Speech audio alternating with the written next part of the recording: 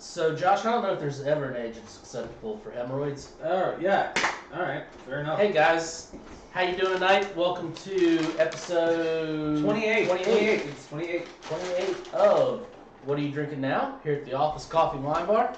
So, we are happy to be here the week before Christmas. We plan on doing a show next week, so we will check with you then. Oh, we're starting our timer. Okay, so Nick, how you doing tonight? Got you back. I thought I was going to rock it out. I'm doing my palate cleanser is the electronic fog from Flying machines. Flying Machine. I'm kind of in a fog right You now. got the ecliptic Quasar going. On tap. Finish it out. Dragon's Breath cider with ginger. I ate a third of a London Roll tonight. I'm trying to make my stomach feel better. If they don't finish that out this week, that keg is going to die at the holiday party. Yeah. I got the Golden Pony, guys. Are we doing the stout? $5.75. I found a winter stout we hadn't tried yet. The Yes, this just came in last week. Winter Golden. I was reaching, maybe going for a sour or something, and then all of a sudden I seen this. Oh, a little closer, get it in focus. Winter Golden, okay? I want to give my shout out to Chrissy. You worked hard today, and you helped me get some great footage of peanut butter jelly time in the banana suit. I had 3 customers come in today and recognize me as the guy in the banana suit. If you're on Fortunately, Facebook, those were the only 3 customers we had the rest of the day. so it's proof my marketing worked. Not great, but it worked.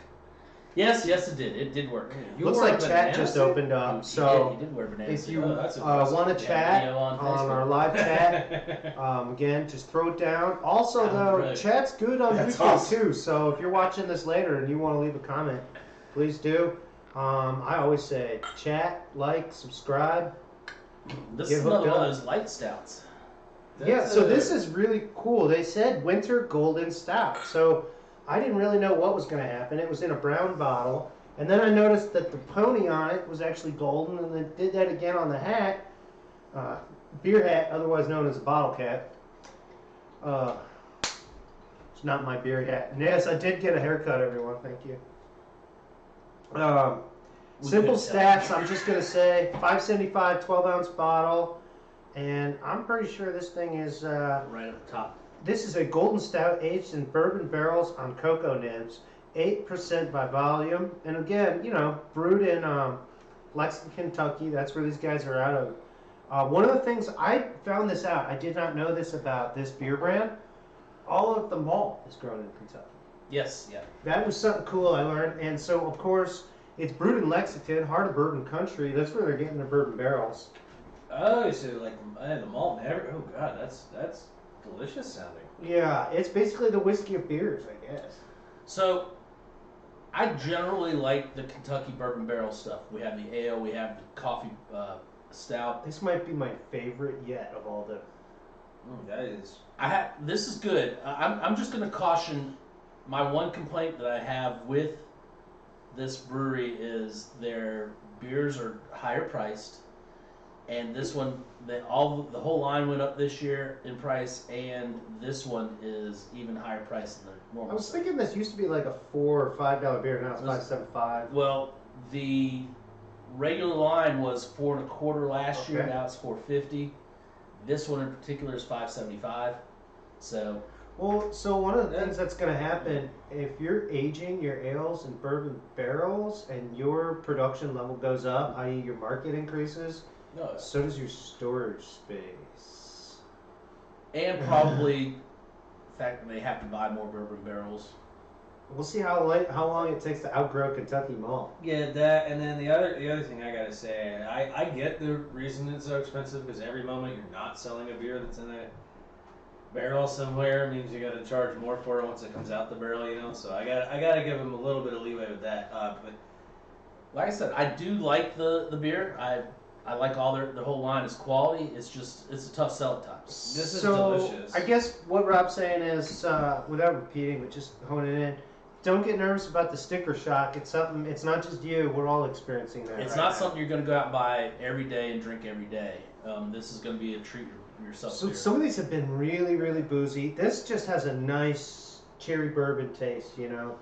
Yes, I agree. I don't think that this has got the vanilla or the cocoa that some of these blonde stouts have had, It said it on the cocoa nibs, and I can get the feel for it in there, but but I'm it's not sure. overpowering. Yeah.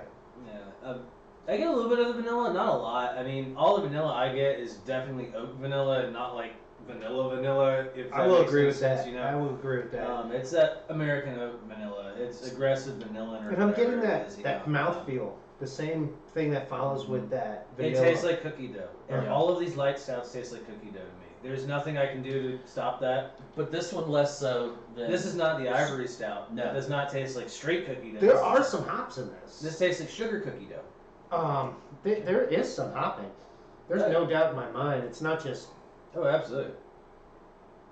No, this is a really good beer. The But bourbon comes through just a little I would bit. say in place of over hopping a stout, what they've done is used that bitter from the bourbon barrel, and it's really honed it in, and maybe a little bitterness from the cocoa nib Oh, is absolutely. really what we're getting, especially since it was aged on it, not brewed with it. well, it's quality beer. I'm not going to deny that. I mean, It I tastes do good. think- I like it. And, good. and if they didn't make quality beers, I wouldn't have every one of their beers on the shelf. Mm-hmm. So, I mean, as their Oh, yeah. seasonals come out, we pick them up. I just wish there was some way to back off on the pricing just a little bit. And I think our pricing is very competitive here at the shop. So, we'll see how this goes. We just got it in last week. We sold a couple, but not a whole lot. But like I said, it's a select sale. But it's quality beer. Oh yeah, absolutely delicious. The only other thing I gotta say is I don't like their labels, but that's just me. And those are actually new labels for last year. They had something different for the line. The labeling is very generic for the line. Yeah, so it looks consistent throughout. They just change up color schemes, Yep. and then just slight changing with the wording. Exactly. But then I mean, you know, if you have to sell a beer based on labels and you're doing it wrong, this beer's really good. Yeah, and 8% ABV. I think that's pretty standard for the line too. So you're getting a high gravity beer, It's good. and that's that's the That was me, guys. that was the garlic I can talk while you talk. cheese bread sub I had from Subway. Garlic cheese bread I'm sub. not, I'm not getting much belch. I have a feeling this might be one of those delayed belches. Like after you drink all your bourbon, then you spend the next hour I'm belching. scared of my belches just because of the sheer amount of London broil I just ate. I'm thinking he ate a lot of London broil today. So Josh, what do you got for us? I was about to ask him to bring in some dinner. Could I see that fancy little tool you got over Oh there? yeah, church is in. Oh, that's nice. Use the bells on the bells. Little branded bells bottle opener. Branded. Speaking of brands, this is the final installment for the Leaves of Grass series, Ooh. which is sub-branding within a brand, which is something I like. That's cool. It is. I have to say, my major complaint about this whole series is that I'm not a Walt Whitman fan. So he's like, what are these quotes? Yeah. What No, What do the names on the bottles mean? No. I spent a lot of time with a human being who really Did you enjoyed save Walt some beer Whitman. for yourself? Yeah. You gave us some giant pours. Yeah, I did, didn't I? You gonna be all right? No take backs. You gonna be all right? Here, get some in your No, share. no, I'll be all right. Yours was a little I heavy. can share. That's cool. There we go. Oh, there we go. That's even. Rob, you All get right. that one. All right. I'll give my glass up to the camera. I have a feeling people are gonna want to see this color.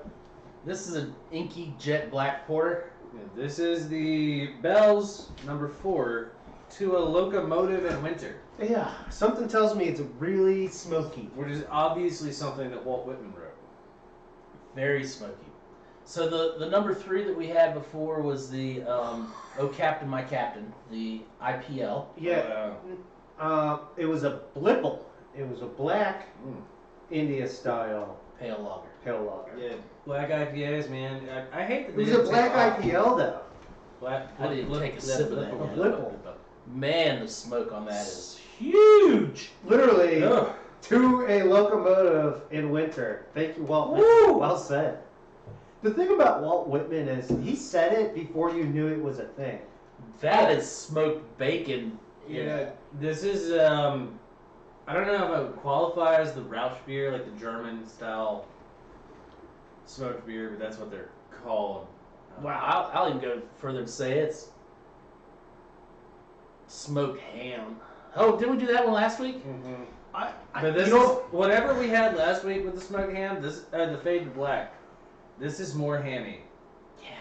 Oh wow. Almost into the breakfast stout territory, just on the meatiness alone. So somebody used that term "meaty" this week to describe what we were talking about, and I thought that was well said. But we were also getting onto the smoked meatiness, and we even specifically picked out which type of beast, which cut. This is more like the ham than just the whole pork. This is like. I have to say that with that aggressive smoke smell, the flavor and the palate on this is so subdued compared to what I was just smelling. You don't think there's as much smoke on the palate?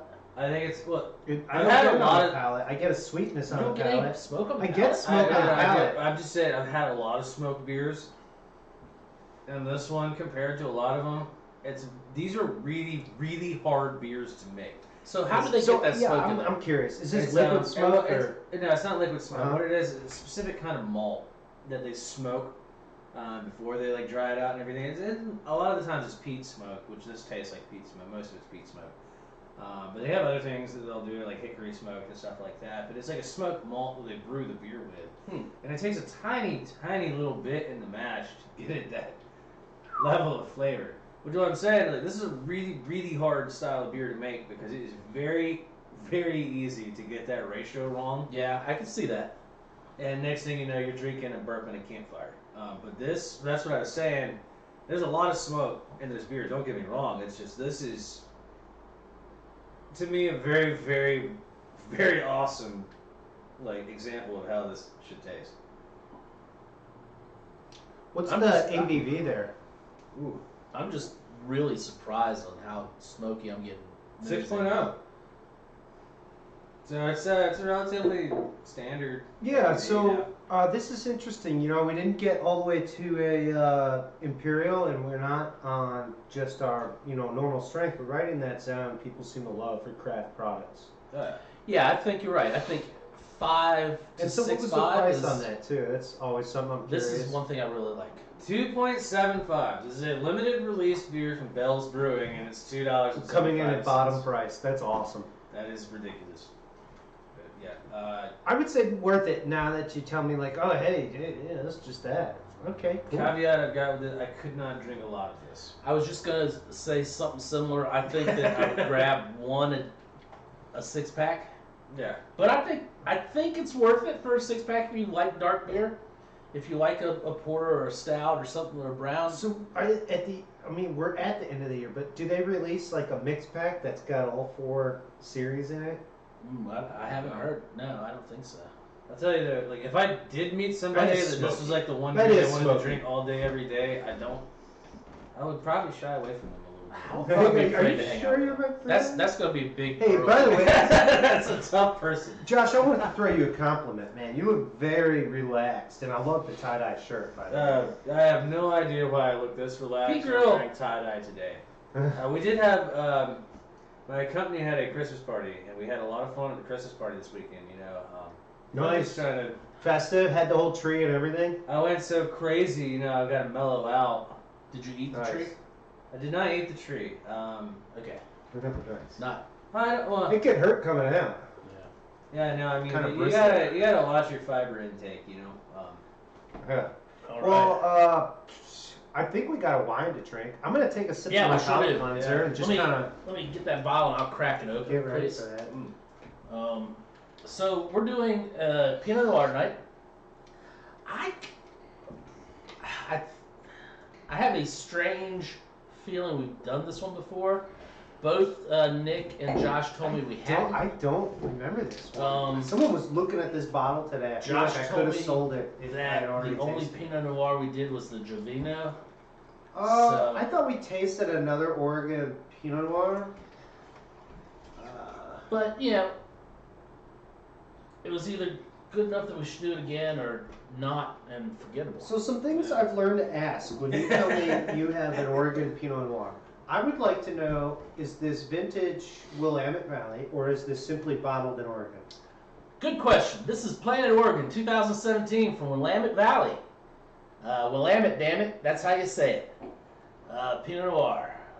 Think Planet, drink Oregon, give back. That's their slogan. So this is labeled as a vintage, and a lot of people don't know this. Willamette Valley is a recognized growing region and has its own appellation, just Its as own Yadkin AVA. Valley and Russian River now. And so there's Did you just say Yadkin North Valley. Carolina? I did. AVA? Yes. Yes, North Carolina does have its own AVA, American Viticultural Area. The Yadkin's actually an AVA now? Yes. When did that happen? A couple years back. Actually, while we were working there, Oh, God. Wow. that's why the SS grapes got vastly more expensive. Oh, yeah, that's right. Oh, that would make sense. That changes a lot of stuff. Well, you know what I ask people when they offer me an Oregon Pinot Noir? It's like, do we have a different varietal? So one bad rep that Oregon Pinot Noirs get that probably is why Josh is bagging them right now. They are generally over extracted wines.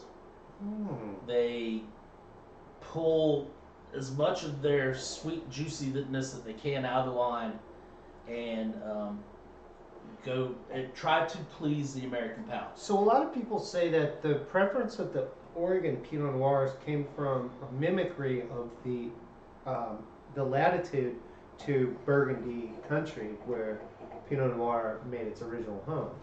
But that's generally going to be a drier wine. However, northern French wines are known for being kind of worked and working with those muted tones and Is those this heavy the tannins. benefit wine? Benefit what? It says give back. You're not thinking One Hope, are you? No. Is this that benefit wine? I'm Is it kidding. another benefit wine? I don't know what you're talking about. I hesitate to use this term all the time, and this may lend into what these guys are talking about with heavy extraction. So I'm just going to follow what my nose is telling my palate to say. I get kind of an astringent odor, beyond just alcohol, and I don't know if that has to do with over extraction or not. I don't know. I need to get that smoke out of my palate.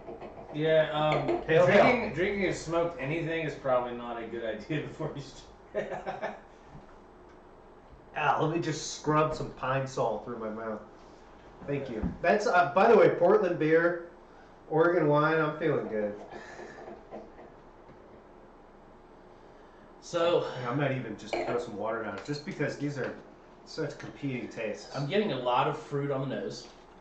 Classic Oregon Pinot Noir. And a lot of sweet fruit. Plums and blackberries. Yeah, berries. Overripe to the point where it's like you don't want to touch them because for fear of just bursting the They're skin gonna open. blow up These, your hand. these berries fell off the vine, man. Yeah, like it's a fruitarian's dream. But it got stuck on a leaf, so it didn't really hit the ground. The image of that just disturbs me. Have you ever seen birds pick through Himalayan So- blackberries in the fall? No, I have not. So this does have a little bit of dryness to it, just a touch on the side and back of the palate, not a whole lot. It does have a lot of fruit on the palate. I think what I hear and what I feel is it's not dry on the front of your palate. It just isn't. There's fruit there, and the fruit doesn't fade. Ooh, that's a Did you? I just saw smoke. He just burped smoke. that's a Like a 5.6. locomotive. To a locomotive 5.6 in going once, winter. going twice. 5.7 going once, going twice. 5.8, 5.8 going No, once. no. 5.4, but I don't think it was the locomotive. So I I feel think like it was the. once again I'm gonna miss with my word. The delayed 5.4. It's not quite soft seven. like oak, but there's a watery nature to the way that fruit hits the front of my palate. That then I get the dry on the back and the side. And so Rob's looking at body and stuff. It's a really light bodied wine. Okay. You can. This is not a bad thing. This actually, I thought, was part of what made this wine pleasurable because it has very intense flavors. So having a lighter body with those intense flavors actually quite pleasant, Oh, yeah. and I think would put this bottle right, where I love my wine, right on the dinner table. Yeah. So, I think this is a decent wine. It's right at its price point, on the top end of its price point, I think. We're looking at $18 a bottle. I think that's as much as I would pay for it. Mm-hmm. I think compared to pricier wines from the same region, it won't hold up that much. No, well, the other thing is I had to clarify for everybody when I said the whole thing about different varietal. I know you can't dismiss an entire species of grape or varietal grape, but I've just never been a huge Pinot Noir guy. Well, so here's my question. There are other grapes that grow in Burgundy country. Why don't they try those in Oregon? They do. Okay. Yeah. Yeah, I just wanted to. There If are we're a lot going of to talk parallels There of are a ton soil. of Oregon wines I like. I'm just not a huge Pinot Noir guy. It's just my palate. American Pinots, maybe it's just from working in a wine bar for years. I'm like, oh, let me get a glass of your Pinot. Would you like to know what it is? No, I just know I like It's it. a little hackneyed, but you have to remember, Josh, this rise in popularity that you're talking about is nationwide and beyond nationwide. But I'm going to quote the American statistics right now.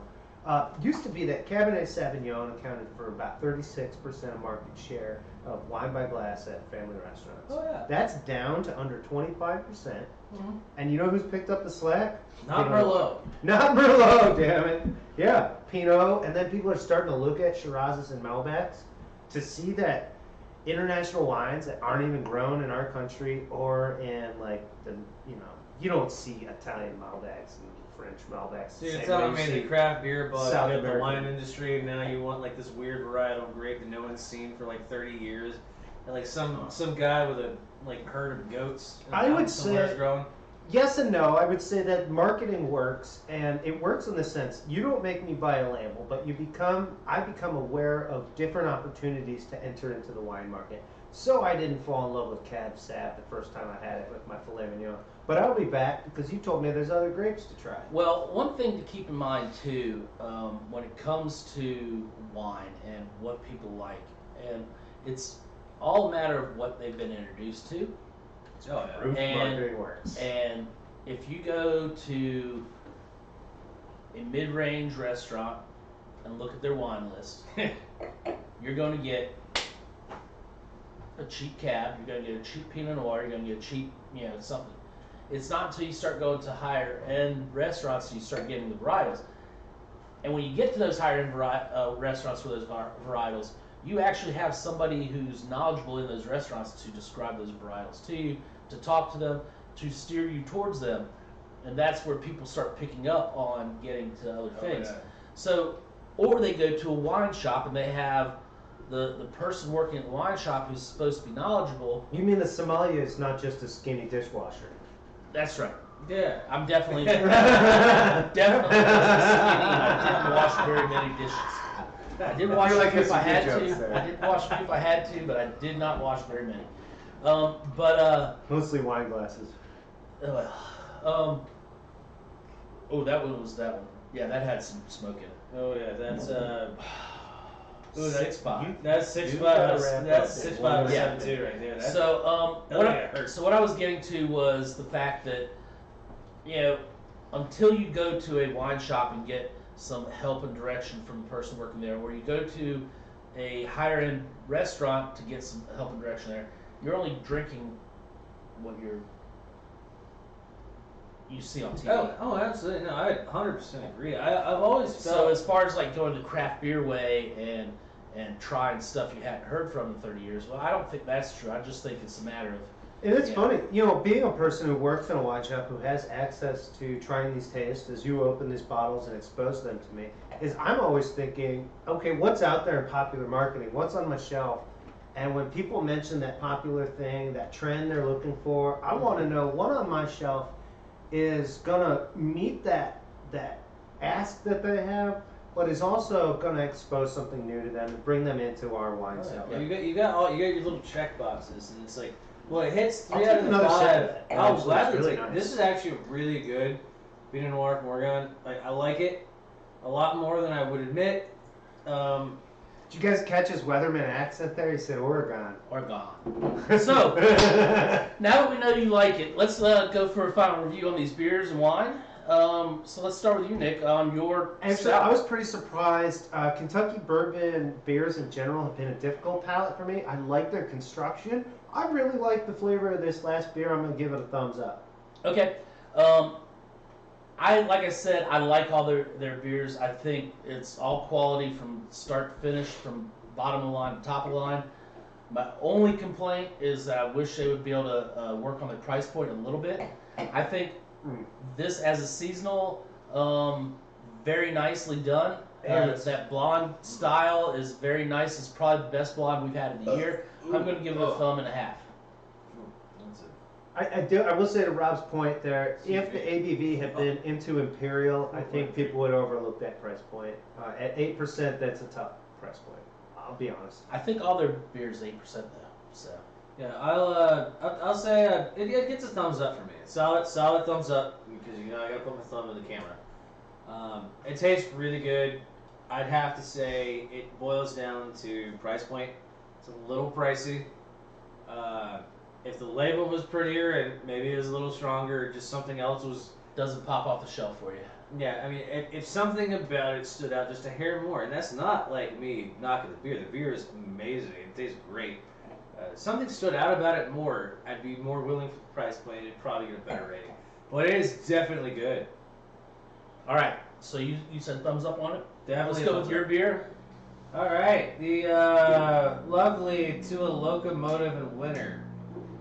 I'm gonna have to give this one. This is a rarity for me with this kind of beer because this is not my favorite kind of beer. 2 thumbs up. Wow. I'm surprised. Sheerly for the fact that I've had a lot of smoked beers. Most of them always turn my stomach just because of the sheer amount of smoke, because they put just a little bit too much in it. This is very well balanced, very well made. Just Little incentive for you guys out there. Just testing. absolutely. It's 2 thumbs up for me. It's a well-made beer. It's true to style. It's good. It's also Bell's, and maybe I'll read Walt Whitman now. I don't know. Probably not. You're not that coof. This, So you're more like a Walt Whitman. I was thinking Walt Disney, but Give me some Bukowski and we'll talk. all right. So I'm going to give this one a thumbs up. The smoke was overpowering on the nose to me. I did like it on the palate. It's not a beer I could go to over and over again in a night. I do like the price point. I can't beat that price point. If we're going to talk about labeling, not jumping off the shelf, I understand it's the same labeling as the series. It's a series type label. It's kind of cool because it actually does jump off the shelf because it's just plain white label. It looks like something Walt Whitman put in a book. The name, though, is hard to remember. It's hard to get your staff to know what they're ringing up. I read Leaves of Grass. So I don't remember any of these references. sorry you went and to that's college. okay. Here's the really sad part. I'm sorry that the high school I went to is where I actually had to read Walt Whitman. I didn't even have to wait till college. That's whatever.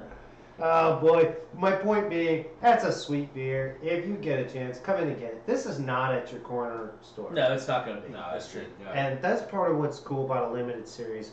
We'll run some mainstream product here, but come in and check out these off-center brews. Mainstay microbreweries like Bell's and Kentucky. They're putting out these seasonal products, these specialty labels. I know we've tried some others from some southern breweries. These are fun series to get into. As a beer drinker, I'm totally stoked. Love the beer. I love the adventure all year long. I'm going to go double thumbs up. Wow, I feel like a cad for giving it only one. No, Okay. Man, it's a tough style of beer to get into. Yeah, really. So we're talking about the Plant Oregon Willamette Valley 2017 Pinot Noir.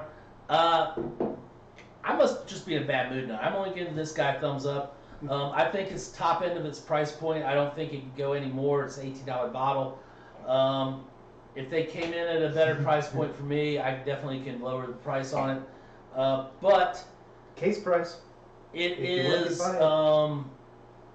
classic Willamette Pinot Noir. There's nothing special about it. It's very fruity, very juicy, little sweet, fruity on the nose, just a touch of dryness on the back end. Will it hold up? It's probably middle of the road for Willamette Valley Pinot Noirs for me. So I'm giving it a thumbs up. Nice. I liked it, so like throw it in my glass. I don't know if my thumb's all the way up. I really want to go back and look at weather on the West Coast in 2017 because there's Rain. this acidity to this and extreme berry. And you know, Rob's already just said rain, and I'm pretty sure that's what I'll see. Is I'll see that there was a lot of rain all summer with a really hot, sunny end to it, which is typical. We're over time now. So Oh, we're no, the keeping cookies to our are ready. promise, guys. We're gonna do half-hour installments. So this is my moment where I have to say, like, subscribe, watch us live on Twitch. Real quick, Josh, Thumbs up. thumbs up. All right. So episode 28. He already said what we needed to on the like, subscribe, whatever. Follow us on Facebook on the Office Coffee and Wine Bar page. Come And see me dance YouTube, like a banana. Office Coffee and Wine, and obviously Twitch. What are you guys. drinking now? What are you drinking now is the YouTube. What are you drinking now? Oh, keep your eyes peeled, YouTubers. We might have some extra programming for you. Nick and I might pop in during the day one day and show you new stuff coming in the shop. All right. Have a nice evening. We will see you next week. We will do a show next week, pre-Christmas. And we're out. What are you drinking now? See ya.